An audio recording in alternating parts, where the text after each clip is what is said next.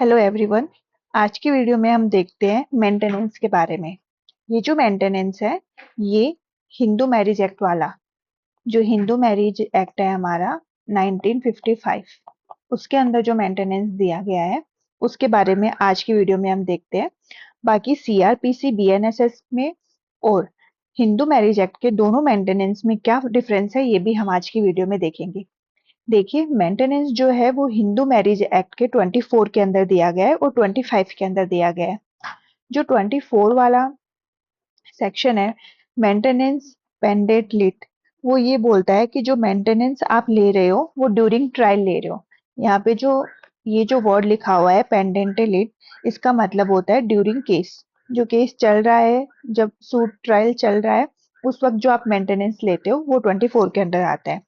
यहाँ पर देखो, इस सेक्शन के अंदर ये बोला गया है कि जो कोर्ट है वो सेटिस्फाई करेगी कि हस्बैंड या वाइफ दोनों में से ही अगर कोई भी, किसी दोनों के पास ही सफिशिएंट मींस नहीं है, तो वो क्या करेगी, कोई भी और दोनों ही इंडिपेंडेंट है तो वो क्या करेगी, किसी और पर्सन को भी बोल सकती है मेंटेनेंस पे करने के लिए।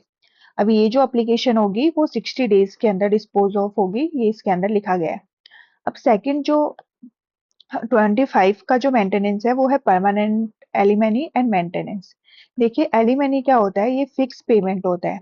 ये फिक्स पेमेंट होता है जो कि एक टाइम में ही दिया जाता है। मतलब फिक्स होगा और एक टाइम में, जब आपका डिवोर्स होगा तो आपको एक फिक्स अमाउंट मिलेगी जिसको हम एलिमनी बोलते हैं।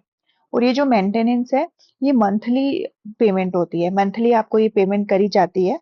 ठीक है, और ये कब तक चलेगी, या तो उसकी पर्सन की डेथ तक चलेगी या फिर अगर वो रीमेरी कर लेता है तो उसकी रीमैरिज तक ये जो है मेंटेनेंस चलेगी। अब देखिए, ये जो मेंटेनेंस है हिंदू मैरिज एक्ट का, और एक मेंटेनेंस है 125 सीआरपीसी और 144 बीएनएसएस के अंदर, इन दोनों के अंदर डिफरेंस क्या है। देखिए, 125 सीआरपीसी जो है, जो अब 144 बीएनएसएस है, उसके अंदर भी मेंटेनेंस का ही प्रोविजन दिया गया है और वही प्रोविजन 24 या फिर 25 के अंदर भी दिया गया है। तो अब आप बोलेंगे, जब हमारे पास 24 और 25 अवेलेबल है तो हम 125 में क्यों जाते हैं। तो देखिए, दोनों के बीच में डिफरेंस ये है कि जो 125 का सीआरपीसी का जो मेंटेनेंस है वो सिर्फ वो सिर्फ और सिर्फ वाइफ को जाता है। मतलब वाइफ है, सिर्फ वही अप्लाई कर सकती है 125 के अंदर। पर जो 120 सॉरी जो 124 और 25 के अंदर जो मेंटेनेंस है, वो वाइफ और हस्बैंड जो है दोनों ही अप्लाई कर सकते हैं। Husband and wife both can apply. तो यहाँ पर वाइफ ही बेचारी नहीं है, हस्बैंड भी बेचारा बन सकता है, हस्बैंड को भी मेंटेनेंस मिल सकता है अगर वाइफ कैपेबल होती है तो यहाँ पे हस्बैंड और वाइफ दोनों जो है अप्लाई कर सकते हैं। अब उसके बाद में आप बोलोगे ये तो अच्छा है, दोनों ही कर सकती है तो फिर हम 125 में ही लगा देंगे, हम यहाँ क्यों आएंगे।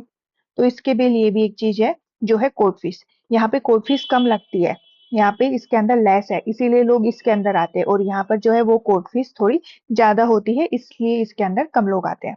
अब देखिए, क्रिमिनल रेमेडी, ये जो 125 वाला है ये हमको क्रिमिनल रेमेडी देगा, और यहाँ पर ये क्रिमिनल रेमेडी में आप क्या हो सकते हो, पर्सन को जेल भी भेजा जा सकता है।